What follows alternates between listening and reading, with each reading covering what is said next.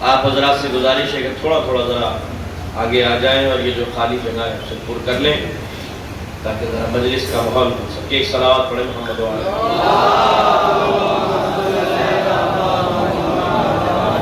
ایک بیداری والی صلوات پڑھ لیں ذرا محمد وعلیہ.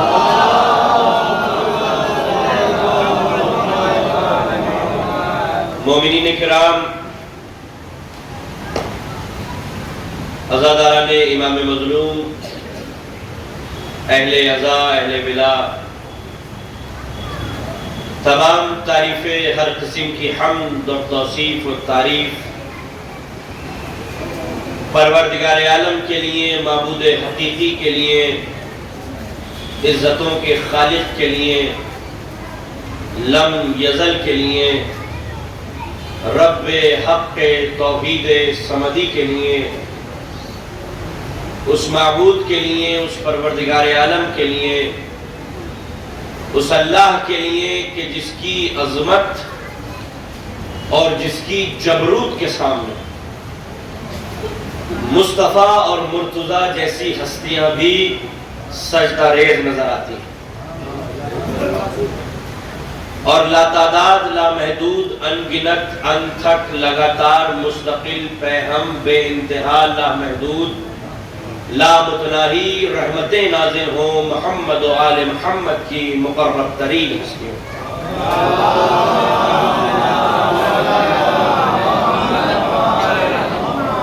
عزیزان گرامی، جس آیہ کریمہ کو ہم نے سرنامہ ایک کلام قرار دیا، قرآن مجید کی وہ مشہور اور معروف آیت ہے کہ جو ہر خاص و عام کی زبان پر جاری اور ساری رہتی ہے، کہ جس میں پروردگار عالم معبود حقیقی اپنے قرآن مجید میں، فرقان حمید میں، حق اور باطل کے معیار میں، سچ اور جھوٹ کے میزان میں، اپنے کلام میں یہ اعلان کر رہا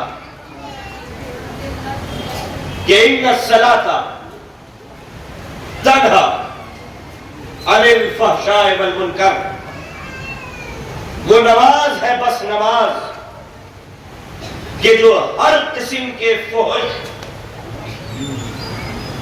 اور برائی سے تمہیں دور رکھتی ہے. ان الصلاۃ تنہا عن الفحشاء والمنکر، ہر قسم کی برائی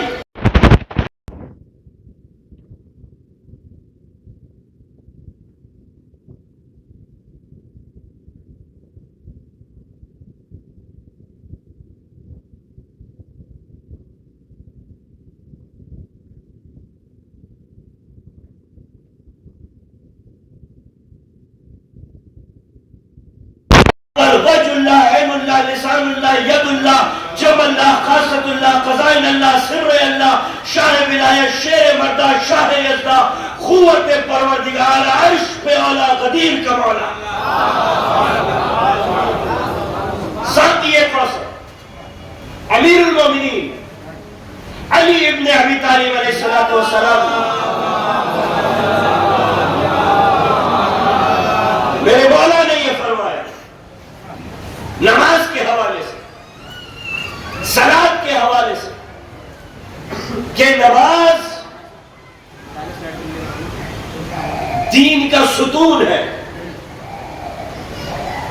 نماز عمود الدین ہے، یعنی کوئی بھی عمارت برقرار نہیں رہ سکتی اگر اس کے ستون برقرار نہیں ہے.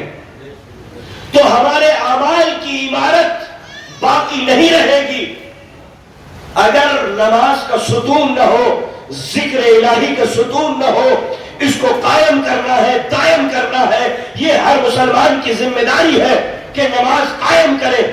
اور احادیث میں یہ وارد ہوا، شیعہ ہو یا سنی ہو، یہ متفق علیہ علماء کرام کا اجماع ہے کہ اگر نماز قبول ہو گئی تو تمام اعمال قبول ہو گئے، اور اگر نماز قبول نہیں تو کوئی عمل قبول نہیں ہو سکتا. تو ان الصلاۃ تنہی عن الفحشاء والمنکر، نماز وہی ہے کہ جو تمہیں ہر قسم کے فحش، بدکاری، برائی، چھوٹی ہو یا بڑی ہو، اس سے ہمیں دور کر دے، اس سے ہمیں پاک کر دے. توجہ، یہ صلاۃ، یہ نماز، یہ کیا ہے؟ جس میں قیام ہے، جس میں رکوع ہے، جس میں سجدہ ہے، جس میں تحلیل ہے، جس میں تسبیح ہے. تسبیح واجب نہیں، لیکن زہرا کی تسبیح وہ ہے کہ جب تک نہ پڑھی جائے نماز قبول ہی نہیں ہوتی. توجہ، آئیے میں آپ کو زمانے میں لے کے چلوں جب نہ عرش تھا، نہ فرش تھا، نہ قندیلیں تھی، نہ سیارے تھے، نہ زمان تھا، نہ مکان تھا، نہ افق تھی، نہ نمک تھی، نہ شفق تھی. ایک یزدان تھا اور دوسرا زہرا کا خاندان تھا. پروردگار عالم نے اپنے نور سے نور مصطفیٰ کو خلق فرمایا. کوئی مخلوق نہیں، کوئی خلقت نہیں، نہ بشر، نہ جن، نہ انس، نہ ملک، کوئی موجود نہیں. نہ زمان، نہ مکان، نہ افق، نہ نمک، نہ شفق، نہ قندیلیں، نہ سیارے، نہ زمین، نہ آسمان، نہ سمندر، نہ ندیاں، نہ چرند، نہ پرند، نہ حیوانات، نہ نباتات، نہ انسان، کوئی مخلوق نہیں. ایک نور سے پروردگار عالم نے نور مصطفیٰ کو خلق فرمایا. توجہ، ہمارے ذہن کی کمزوری کیا ہے؟ ہمارے ذہن کی کمزوری یہ ہے عزیزان ملت کہ جب تک ہم سبب کو نہ دیکھ لیں مسبب تک نہیں پہنچ سکتے. اگر کوئی اس کربلا میں داخل ہو میور بہار، اسے ممبر نظر نہ آئے، مائک نظر نہ آئے، فرش اعضا نظر نہ آئے، مجمع نظر نہ آئے، ذکر سنائی نہ دے، تو وہ پتہ ہی نہیں لگا سکتا کہ یہاں مجلس ہو رہی ہے. جب تک کان دیکھ نہ لے، سن نہ لے، آنکھ دیکھ نہ لے، ناک سونگ نہ لے، زبان چکھ نہ لے، ہاتھ چھو نہ لے، کسی وجود کی تصدیق انسان کا ذہن نہیں کر سکتا. تو جس وقت کوئی مخلوق نہ تھی، ہمارے ذہن کی کمزوری یہ ہے کہ نشانوں کو دیکھا ریگستان پر تو پتہ چلا کہ اونٹ کا گزر ہوا ہے. اٹھتے ہوئے دھوئے کو دیکھا تو پتہ چلا کہ آگ لگی ہوئی ہے، آگ روشن ہے. تو ہمارے ذہن کی ایک کمزوری ہے عزیزان ملت کہ جب تک سبب کو نہ دیکھ لے مسبب تک نہیں پہنچ سکتے، علت کو نہ دیکھ لے معلول تک نہیں پہنچ سکتے، کاز کو نہ دیکھ لے ایفیکٹ کو نہ دیکھ لے کاز تک نہیں پہنچ سکتے. تو ہمارے ذہن کی یہ کمزوری ہے کہ جب تک اللہ کی نشانیوں کو نہ دیکھ لے، یہ اگتا ہوا سورج، یہ چمکتے ہوئے ستارے، یہ گردش لیل و نہار، ان فی خلق السماوات والارض واختلاف اللیل والنہار لآیات لأولی الالباب، اس میں تو کوئی شک ہی نہیں ہے کہ زمین و آسمان کی پیدائش میں، رات و دن کی پھیر و بدل میں عقل مندوں کے لیے نشانیاں ہیں. تو وہ کون ہے کہ جو رات کو دن بنا دیتا ہے، جو دن کو رات بنا دیتا ہے؟ کس نے اس آسمان کے شامیانے کو بلند کیا ہے؟ کس نے زمین کا فرش بچھایا ہے؟ کون ہے جس نے ڈھکے ہوئے مارتا ہوا سمندر خلق کیا ہے؟ کون ہے جو سمندروں کے سینے پر کشتیوں کو روا دوا رکھتا ہے؟ کس نے پھولوں کو کھلایا ہے؟ کس نے پھلوں کو خلق فرمایا ہے؟ کس نے چڑیا کو اڑایا ہے؟ عزیزان ملت، جب تک ہم مخلوق کو نہ دیکھ لیں خالق کا ہم پتہ نہیں لگا سکتے. مگر کچھ خاص اذہان عالیہ پروردگار عالم نے ایسے بھی خلق فرمائے ہیں کہ جنہوں نے سبب سے مسبب کو نہیں پہچانا، جنہوں نے معلول سے علت کو نہیں پہچانا، جنہوں نے کاز سے ایفیکٹ کو نہیں پہچانا، بلکہ انہوں نے خدا کو خدا سے پہچانا ہے، انہوں نے اللہ کو اللہ سے پہچانا ہے. اس لیے امیر المومنین نے دعا کمیل میں فرمایا یا من دل علی ذاتہ بذاتہ، اے وہ ذات کے جس نے اپنی ذات کو اپنی ذات پہ دلیل بنایا ہے.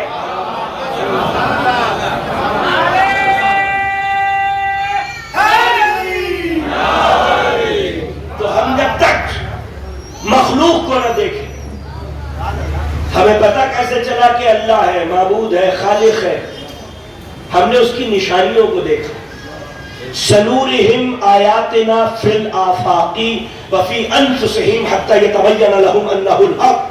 القریب ہم اپنی نشانیاں دکھائیں گے ان کو آسمان کی بے قرار وسعتوں میں اور ان کے نفسوں میں، یہاں تک کہ ان پہ پوری طرح سے واضح ہو جائے کہ وہ واقعی برحق ہے. تو ہم نے سورج کو چمکتا ہوا دیکھا، ہم نے روشن چاند کو دیکھا، ہم نے قندیلوں کو دیکھا، ہم نے سیاروں کو دیکھا، ہم نے ندیوں کو دیکھا، ہم نے سمندروں کو دیکھا.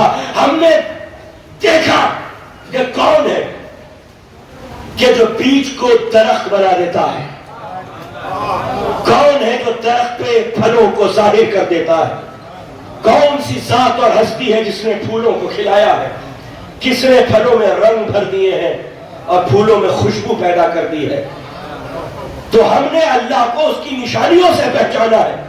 اگر کچھ نہ ہو، نہ زمان ہو، نہ مکان ہو، نہ عرش ہو، نہ فرش ہو، نہ قندیلے ہو، نہ سیارے ہو، نہ زمان ہو، نہ مکان ہو، تو ہم پتہ نہیں لگا سکتے معبود کا. تو ہمارے ذہن کی یہ کمزوری، لیکن اللہ نے 14 اذہان ایسے بھی خلق فرمائے جنہوں نے نشانیوں سے خدا کو نہیں پہچانا، انہوں نے خدا کو خدا سے پہچانا ہے. تو نور مصطفیٰ کو اللہ نے خلق کیا. اپنے موضوع پہ پلٹ رہا ہوں. نور مصطفیٰ کو خلق کیا. جب خلق کر لیا نور مصطفیٰ کو، تو نور مصطفیٰ نے اپنے اللہ کو پہچانا بلا نشانی کے. اپنے خالق کو، اپنے معبود کو پہچان لیا. پہچاننے کے بعد کی منزل کیا ہے، مرحلہ کیا ہے؟ اظہار عشق، اظہار محبت، اظہار بندگی، اظہار عبدیت. جب ہم کسی کو پہچان لیتے ہیں تو اس سے حقیقی محبت ہوتی ہے. جب محبت پیدا ہوتی ہے تو اظہار محبت ہوتا ہے، اظہار عشق ہوتا ہے، اظہار بندگی ہوتا ہے، اظہار عبدیت ہوتا ہے، اظہار عاجزی ہوتا ہے. تو جب نور مصطفیٰ نے اپنے اللہ کو پہچانا بنا نشانی کے، تو اگلی منزل اور مرحلہ آیا اظہار عبدیت کا، اظہار بندگی کا، اظہار عشق کا، اظہار محبت کا. تو اظہار عبدیت، اظہار بندگی، اظہار عشق اور محبت کے لیے نور مصطفیٰ نے قیام کو ایجاد کیا. حکم نہیں تھا اللہ کا. جب رسول اللہ نے اللہ کو پہچانا تو اظہار بندگی کے لیے نور مصطفیٰ قیام کی حالت میں کھڑا ہو گیا. یہ قیام حکم نہیں تھا اللہ کا. نور مصطفیٰ کی ایجاد کو قیام کہتے ہیں. یہ نور مصطفیٰ کی ایجاد ہے، ایجاد ہے. یہ ادا ہے نور مصطفیٰ کی، اظہار بندگی کے لیے، اظہار عبدیت کے لیے، اظہار عبدیت کے لیے، اظہار بندگی کے لیے. یہ نور مصطفیٰ کی ادا ہے جسے قیام کہتے ہیں. توجہ، اب اللہ نے نور مصطفیٰ سے ایک نور کو جدا کیا اور اس نور کو اللہ نے نور مرتضیٰ کہا. وہ پانی تھا، ذرا اس کو بجھوا.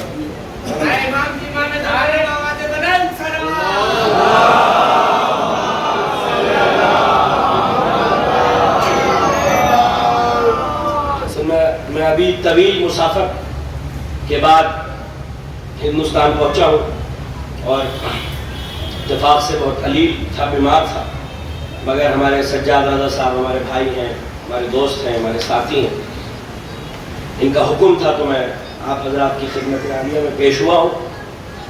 تو نور مرتضیٰ کو پروردگار عالم نے خلق فرمایا. توجہ، نور مصطفیٰ کو خلق کیا. نور مصطفیٰ نے اپنے اللہ کو پہچانا اور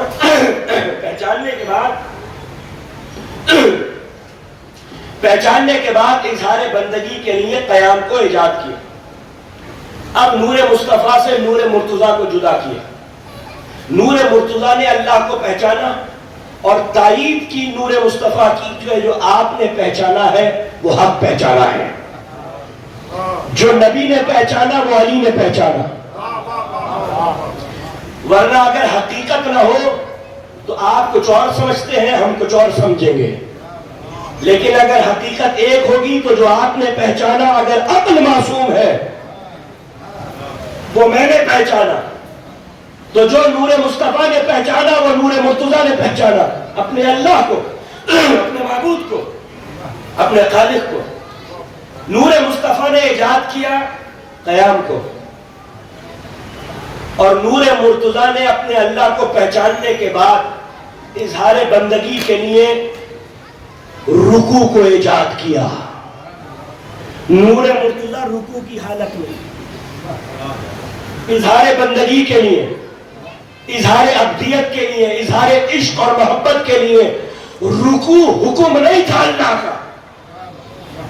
نور مرتضیٰ کی ادائے خاص کو رکوع کہتے ہیں۔ توجہ، اب اس کے بعد پروردگار عالم نے نور حسن اور نور حسین کو خلق فرمایا۔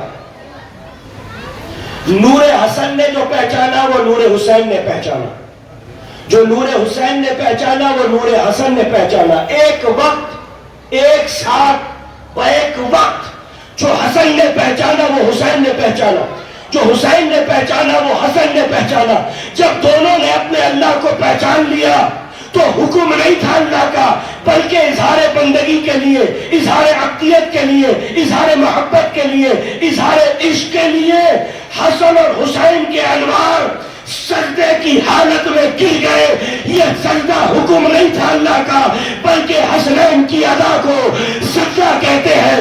یہی سبب ہے کہ جب حالت سجدہ میں حسن اور حسین پشت نبوت پر آ جاتے تھے تو نبی سجدے سے سر اس لیے نہیں اٹھاتے تھے کیونکہ سجدہ حسنین کی ایجاد کا نام ہے۔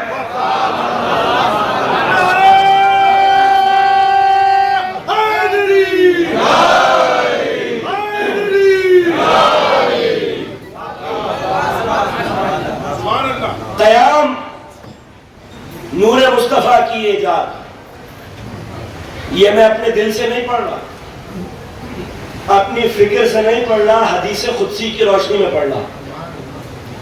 نور مصطفیٰ کی ایجاد قیام، نور مرتضیٰ کی ایجاد، لفظ ایجاد پر توجہ چاہوں گا۔ نور مرتضیٰ کی ایجاد رکوع، نور انوار حسنین کی ایجاد سجدہ۔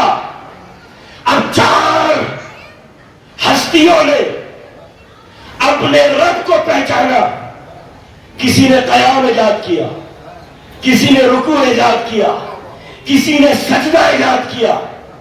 میری بہنیں بیٹھی ہوئی سن رہی ہیں اس مجلس میں، چار ہستیوں نے اپنے رب کو پہچانا، مگر یہ چاروں مرد تھے۔ اگر یہاں پر فل سٹاپ لگ جاتا تو دنیا یہی فیصلہ کرتی کہ اللہ کو پہچاننے کا کام صرف مردوں کا ہے، تو پروردگار عالم نے نور سیدہ کی ایجاد کی، نور سیدہ کو خلق فرمایا۔ نور سیدہ نے اپنے اللہ کو، اپنے رب کو، اپنے معبود کو، اپنے خالق کو پہچان کر 34 مرتبہ کہا اللہ اکبر، اللہ اکبر، اللہ اکبر۔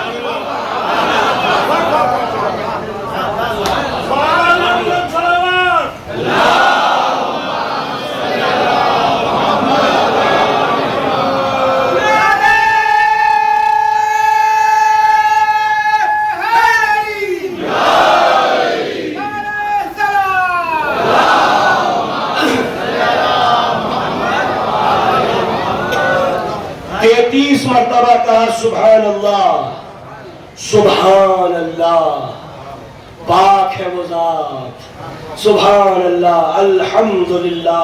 33 مرتبہ نور سیدہ نے اپنے اللہ کو پہچانا، 34 مرتبہ کہا، تکرار کی اللہ اکبر۔ حکم نہیں تھا اللہ کا، کلمہ نہیں سکھایا تھا اللہ نے جیسے آدم کو سکھایا تھا، بلکہ نور سیدہ نے اس کلمے کو ایجاد کیا جسے اللہ اکبر کہتے ہیں۔ کلمہ سبحان اللہ کو ایجاد کیا، کلمہ الحمدللہ، تمام تعریفیں پروردگار عالم کے لیے۔ نور سیدہ نے ایجاد کی یہ تسبیح، جسے تسبیح زہرا کہتے ہیں. قیام ایجاد ہے نبی کی، رکوع ایجاد ہے علی کی، سجدہ ایجاد ہے حسنین کی، تسبیح ایجاد ہے زہرا کی. جب ان پنجتن پاک کی اداؤں کو مشیت نے یکجا کیا تو قیامت تک کے لیے مسلمانوں کے لیے نماز بنا دی. نماز ذکر الہی بھی ہے اور آل رسول کا قصیدہ بھی ہے. اے مسلمانوں، جب بھی نماز پڑھا کرو، قیام کرو تو نبی کو یاد کرو، رکوع بجا لاؤ تو علی کو یاد کرو، سجدہ بجا لاؤ تو حسنین کو یاد کرو، تسبیح فاطمہ زہرا پڑھو تو سیدہ کو سلام کر لیا کر. اور یہ ممکن نہیں ہے کہ پنجتن پاک اور آل رسول کے ماننے والے آل رسول کے قصیدے سے دور ہو جائیں. یہ نماز آل رسول کا قصیدہ ہے. اے نوجوانوں، یہ قصیدہ روز پڑھا کرو، دن میں 5 مرتبہ پڑھا. یہ ذکر الہی، یہ نماز، یہ صلاۃ. اصل جو لفظ ہے وہ صلاۃ ہے عربی کا، نماز تو فارسی کا لفظ ہے. تو یہ صلاۃ کا لغوی جو معنی ہوتا ہے وہ یاد ہے، وہ ذکر ہے، وہ استغفار ہے. اے نوجوانوں، اے مسلمانوں، اپنے خالق کو یاد کرو، اپنے خالق کا ذکر کرو، اپنے رب کا تذکرہ رات و دن کرتے رہو، ہر لمحے کرو. اللہ نے نماز پڑھنے کا حکم نہیں دیا، نماز قائم کرنے کا حکم دیا ہے. پڑھنے میں اور قائم کرنے میں فرق یہ ہے کہ پڑھ کے انسان بھول جاتا ہے اور ذکر سے دور ہو جاتا ہے. قائم کرنے کا مطلب یہ ہے کہ جب سانس لو اور سانس چھوڑو تو اس میں یاد الہی کی حرارت پیدا ہونا چاہیے. کوئی لمحہ ایسا نہ ہو جو یاد الہی سے خالی. تو نماز قائم ہوگی تب جب سانسوں میں نفس کی آمد و شد میں جب اس کی یاد پنہا ہو، جب دل کے کمرے کے اندر جہاں اندھیرا تھا، جب ہم نے تکبیر کی آواز بلند کی تو یاد الہی کی شمع کو روشن کر دیا. یہ ہے نماز، یہ ہے صلاۃ. بہت کم وقت میں آپ کی زحمتیں تمام کرنے لگا ہوں کہ اب عبادت، نماز ہے عبادت، صلاۃ ہے عبادت. عبادت کی کچھ صفتیں ہیں، اگر وہ صفت نہ ہو تو وہ عبادت نہیں کہلا سکتی. پہلی عبادت کی صفت یہ ہے کہ عبادت کیسی ہونی چاہیے. نوجوانوں کو پیغام دے رہا ہوں، بچوں کو پیغام دے رہا ہوں. عبادت تبدیل کر دے. جو اسٹوڈنٹس ہیں ان کے لیے یہ لفظ میں انگریزی کا استعمال کر رہا ہوں. عبادت وہ ہے جو انسان کو ٹرانسفارم کر دے، ریفارم کر دے. توجہ ہے. نماز کیا ہے؟ صلاۃ عبادت کیا ہے؟ پرواز ہے پستیوں سے بلندیوں کی طرف، نشیب سے فراز کی طرف. جب ہم دہلی کے پولوشن سے دو چار ہوتے، جب دہلی کا پولوشن، آپ گئے کہیں باہر بس میں، ٹرین میں، موٹر سائیکل سے، گاڑی سے، بہت پولوشن ہے دہلی میں. جب لوٹ کر آئے گرد آلود، پولوشن آلود ہے، پلکوں پہ پولوشن، چہرے پر پولوشن، بالوں میں پولوشن، گرد و غبار، جسم بیکٹیریوں سے آراستہ. اب ہم نے کیا کیا؟ ہم گئے غسل خانے، غسل کیا، نہائے. اب جو غسل خانے سے پلٹ کر آئے تو جو گیا تھا وہ اور تھا، جو آیا ہے وہ کوئی اور ہے. غلاظتیں، کثافتیں، گندگی، بیکٹیریا، جراثیم وہی رہ گئے. پاک و پاکیزہ نکھر کے انسان آیا ہے، تر و تازگی محسوس کر رہا ہے، پاکیزگی محسوس کر رہا ہے، نکھرا پن محسوس کر رہا ہے، وہ غسل نہیں ہو سکتا کہ گندا جائے اور گندا پلٹ آئے۔ اللہ نے کہا ان الصلاۃ تنہی عن الفحشاء والمنکر، نماز وہی ہے جو تمہیں برائیوں سے بچانے، دور کر دے، تمہاری کثافتوں کو، غلاظتوں کو۔ تو وہ نماز نہیں ہے کہ انسان گنہگار جائے اور گنہگار پلٹ کے آ جائے۔ جب کسی نے پوچھا کہ مولا نماز تو ہم پڑھتے ہیں لیکن پتہ کیسے چلے کہ نماز قبول ہو رہی ہے کہ نہیں ہو رہی؟ مولا کہتے ہیں اگر نماز پڑھنے کے بعد تمہارے دل کے اندر یہ احساس پیدا ہو جائے کہ جو برائیاں میں کرتا تھا اب وہ انجام نہیں دوں گا،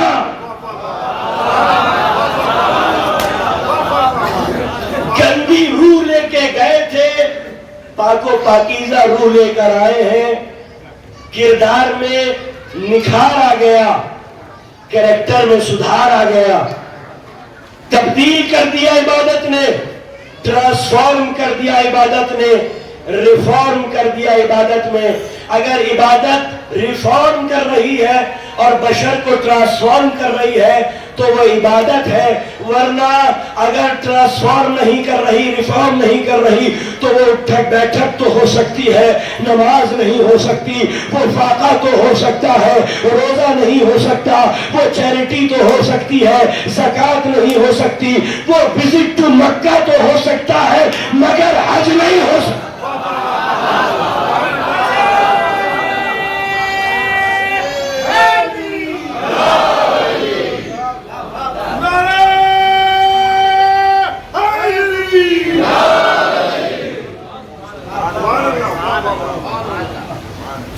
تو عبادت، نماز، صلاۃ آل رسول کی اداؤں کا نام ہے۔ عبادت کی پہلی صفت یہ ہے کہ وہ ٹرانسفارم کرے، وہ ریفارم کرے، وہ تبدیل کرے انسان کو، وہ انسان کی روح کے اندر ارتقاء پیدا کرے، ڈیولپمنٹ پیدا کرے۔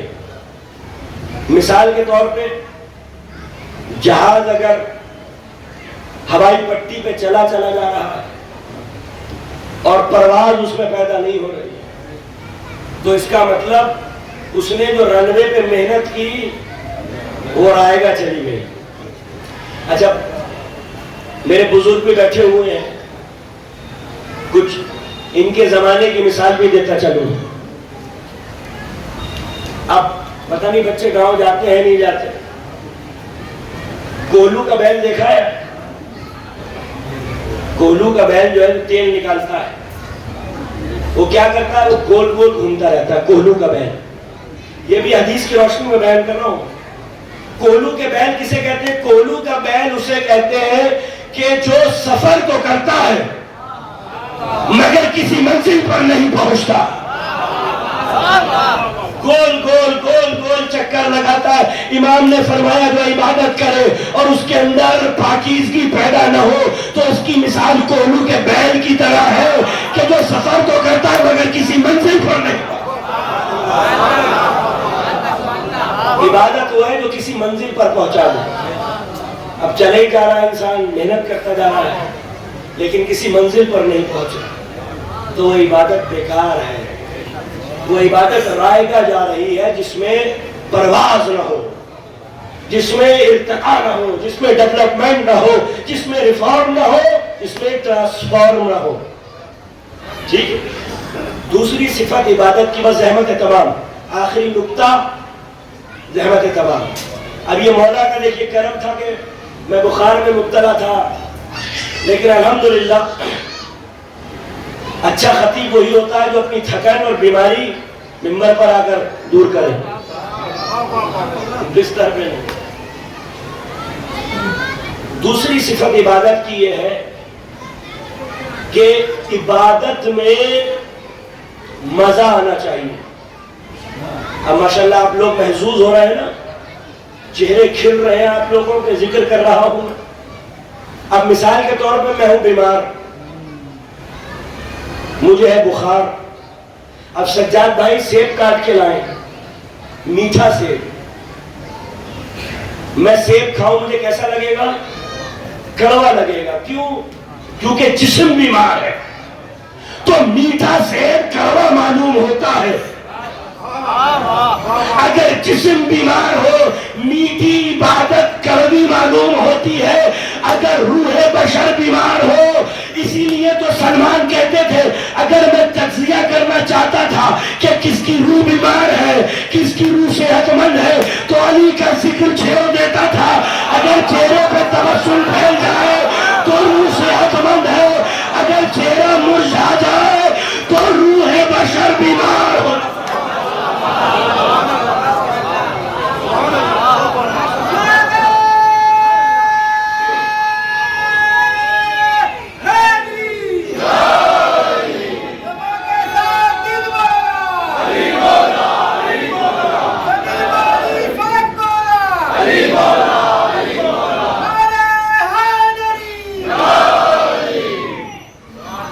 کچھ بچے وہ ہوتے ہیں کہ جو 3 گھنٹے پڑھتے رہتے ہیں، انہیں پتہ نہیں چلتا.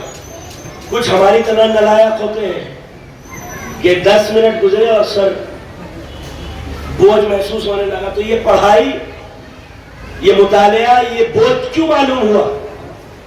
کیونکہ مزہ نہیں آ رہا. اگر مزہ آتا تو پتہ ہی نہیں چلتا. فلم کے 3 گھنٹے کیوں نہیں پتہ چلتے؟ اور عبادت کیوں پتہ چلتی ہے 5 منٹ کی؟ کیونکہ اس میں مزہ آتا ہے، اس میں مزہ نہیں آتا. تو مزہ کیوں نہیں آتا؟ اس لیے نہیں آتا کیونکہ ہماری روح بیمار ہو گئی ہے.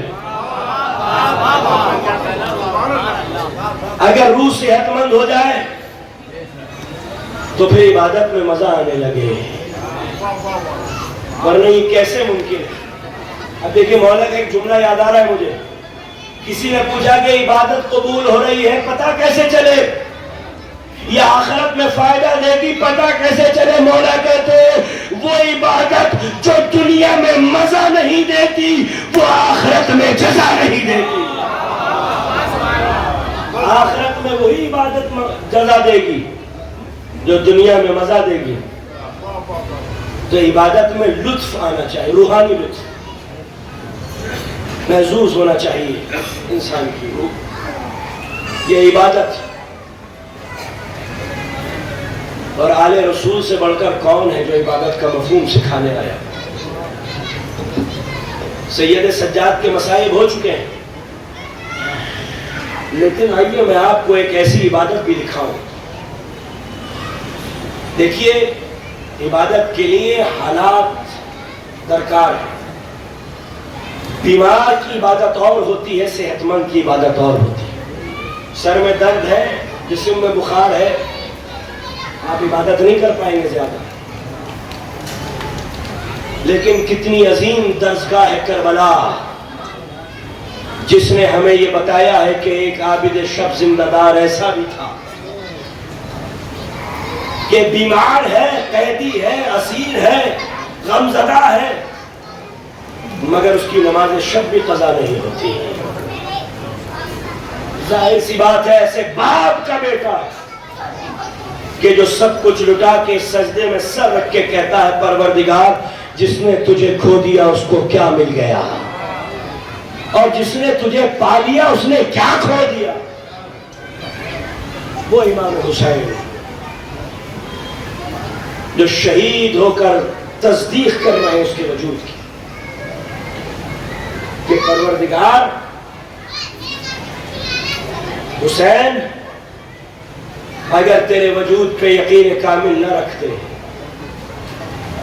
تجھے دل کی آنکھوں سے حسین اگر نہ دیکھ رہا ہوتا تو کلیجے کے ٹکڑوں کو سجا سجا کے مقتل میں کیسے لے آتا. عزیزان ملت چلے حسین وصیت کرتے ہوئے چلے. رباب صبر کرنا تیرا بچہ ذبح ہو گیا. ام لیلا صبر کرنا علی اکبر کے کلیجے میں برچھی لگی. ام فروا تیرے قاسم کو تقسیم کر دیا گیا. ایک ایک کو وصیت کرتے ہوئے حسین چلے، گھوڑے پر بیٹھے، لجام فرس کو جوڑا، لیکن گھوڑا آگے نہیں بڑھتا۔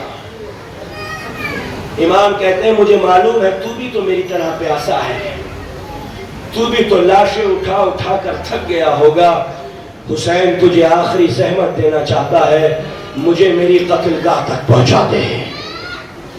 بس عزادارو گھوڑے نے اپنی سموں کی طرف اشارہ کیا۔ اب جو حسین نے جھک کر دیکھا تو 4 برس کی سکینہ گھوڑے کی سموں سے لپٹی ہوئی کہہ رہی تھی گھوڑا میرے بابا کو نہ لے جا، ارے جو بھی گیا ہے وہ زندہ لوٹ کر نہیں آیا۔ حسین گھوڑے سے اترے، سکینہ کو کلیجے سے لگایا، کہا میری بچی یتیموں کی طرح زندہ رہنا۔ 4 برس کی بچی پلٹ کے پوچھتی ہے بابا یتیم کس کو کہتے ہیں؟ کہا جب رخساروں پر تماچے لگنے لگے، جب کانوں کی بالیاں اتر جائے، جب سر سے ردا چھن جائے تو یتیم ہو گئی۔ عزاداروں وہ وقت عصر جب سیاہ آندیاں چلی، فرات کا پانی اچھلا، زمین میں زلزلہ آیا، کسی شقی نے سکینہ کے تماچا مارا۔ سکینہ تڑپ کے کہتی ہے کیا میرا بابا مارا گیا؟ اجرکم اللہ۔ میر انیس کہتے چلاتی تھی قربان ہو بیٹی چلے آؤ، ننھا سا میرا دل ہے، میرا دل نہ دکھاؤ، مر جاؤں گی بابا نہ مجھے چھوڑ کے جاؤ، میں مرتی ہوں بابا مجھے صورت تو دکھاؤ۔ بابا کو قسم دے کے بلاتی تھی سکینہ، سر پیٹتی پیچھے چلی جاتی تھی، سر پیٹتی پیچھے چلی جاتی تھی سکینہ۔ حسین گھوڑے پر بیٹھے تلوار کو بے نیام کیا، یہ کہہ کے وار کرتے تھے آؤ تم نے میرے عباس کو مار ڈالا، تم نے علی اکبر کو شہید کر دیا۔ روایت کہتی ہے جب علی کا بیٹا زہرا کا لال تلوار چلاتا تھا تو شام اور کوفے کی فوجیں کوفے کی دیواروں سے ٹکراتی تھے۔ آزادار و دفتن آواز آئی یا ایتھا النفس المطمئنہ ارجعی الی ربی کی راضیۃ مرضیہ، اے نفس مطمئنہ اپنے رب کی طرف اس حالت میں کہ تو مجھ سے راضی میں تجھ سے راضی۔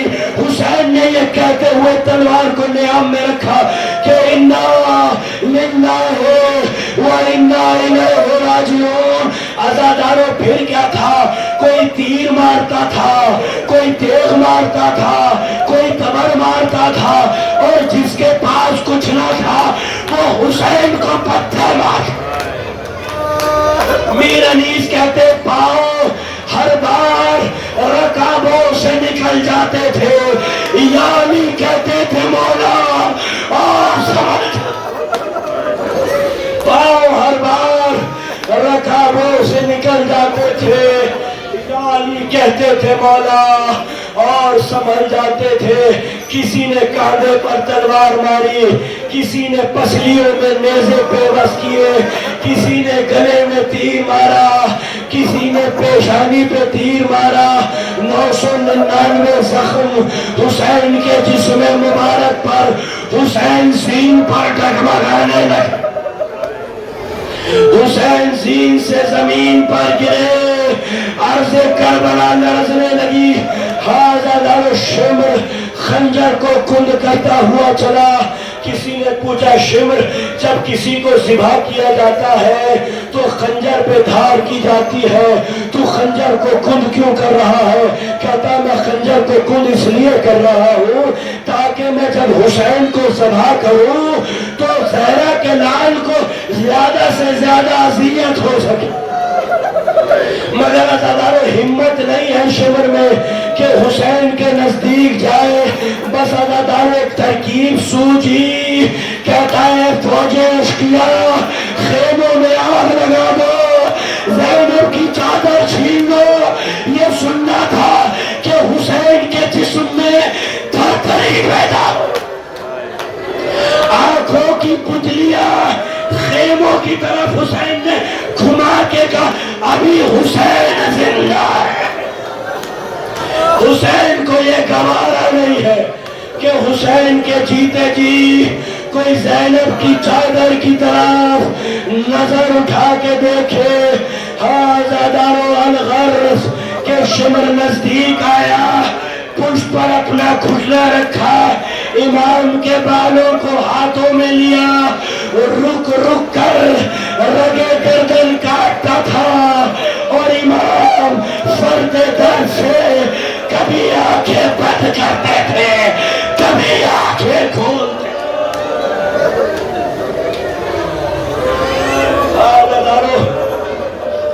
جب شمر کو مختار نے پکڑا نہ, گرفتار کیا, تو ایک مرتبہ جناب مختار پوچھتے ہیں, بتا شمر, جب تو میرے مولا کو پس پشت ذبح کر رہا تھا تو میرا مولا کیا کہہ رہا تھا؟ عزادار الشمر کہتا, مختار میری جان لے لے مگر مجھ سے یہ نہ پوچھ کہ جب میں تیرے مولا کو ذبح کر رہا تھا تو تیرا مولا زیر خنجر کیا کہہ رہا تھا. مختار کہتا ہے, تجھے بتانا پڑے گا, اس وقت تک تجھے موت نہیں آئے گی جب تک تو مجھے بتا نہیں دے گا. عزادار الشمر کہتا ہے, مختار سن, جب میں نے پسے پشت تیرے مولا کو کند خنجر سے ذبح کرنا شروع کیا تو رک رک کر تیرے مولا کی رگے گردن کاٹتا تھا, اور تیرا مولا درد کے مارے کبھی آنکھیں بند کرتا تھا, کبھی آنکھیں کھولتا تھا, اور بار بار ایک ہی فقرہ کہتا تھا, عباس عباس عباس.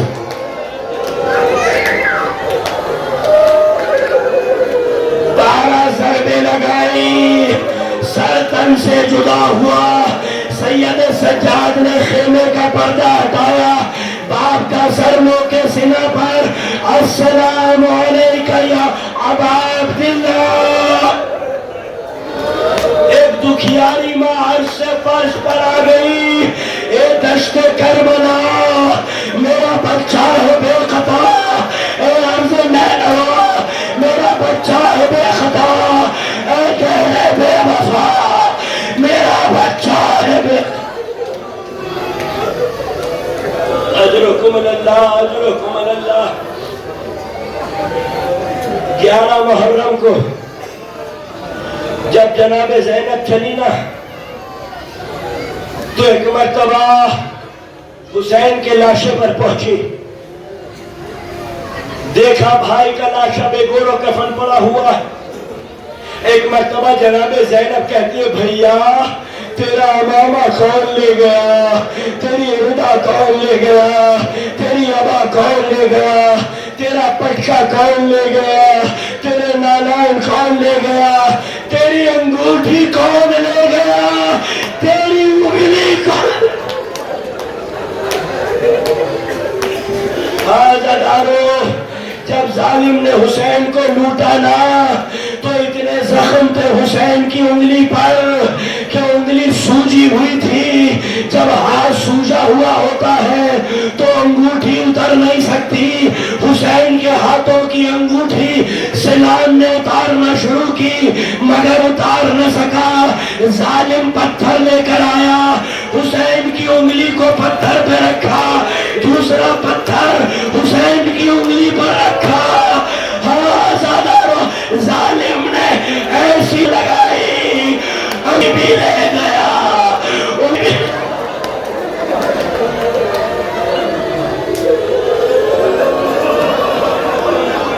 اجرکم اللہ اجرکم اللہ. عزادارو, جب یہ اسیروں کا قافلہ رہا ہوا ہے نا تو اس زمان میں حسین کا ایک خون آلود کرتا بھی آیا.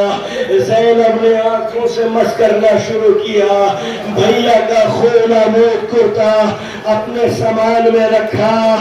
عزادارو, شام سے کربلا اور کربلا سے مدینے جب جناب زینب آئی ہے نا تو رسول اللہ کی قبر پر آ کر زینب نے مرثیہ پڑھتے پڑھتے اپنے سامان میں سے حسین کا کوٹا نکالا اور رسول اللہ کی قبر پر رکھ کے کہا, نانا حسین کو تو لے کر نہیں آئی مگر حسین کا کرتا لے کر آئی ہو. رسول اللہ کی آواز آئی, اے میری بچی زینب, حسین کا کرتا ہٹا لو ورنہ زینب نے یہ کہتے ہوئے کرتا اٹھایا، واہ نانا مرد ہو کر برداشت نہ کر سکے، مگر زینب نے اپنی آنکھوں سے حسین کو ذبح ہوتا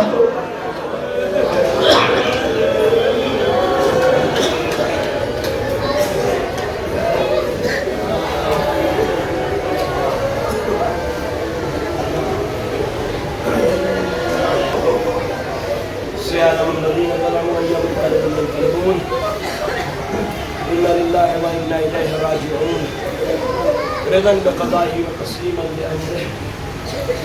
اللهم اغفر للمؤمنين والمؤمنات والمسلمين والمسلمات الأحياء منهم والأموات، تاب بيننا وبينهم بالخيرات إنك مجيب الدعوات إنك على كل شيء قدير. رب کریم اسی کو بطور عبادت قبول فرما، فرش ادا پر بیٹھنے والے اور مجلس سننے والے مومنین اور مومنات کے گناہوں کو معاف فرما، جو مقروض ہیں اس سے ان کا قرض ادا کرنا، جو بیمار ہیں سید سجاد کے صدقے میں شفاء کاملہ عاجلہ اور کلی عطا فرما۔ رب کریم یہ دنیا ظلم سے بھر رہی ہے، زخم و غصے کی علاج ہے، حضور کے ظہور میں تعجیل عطا فرما۔ آخر دعوانا ان الحمد للہ رب العالمین۔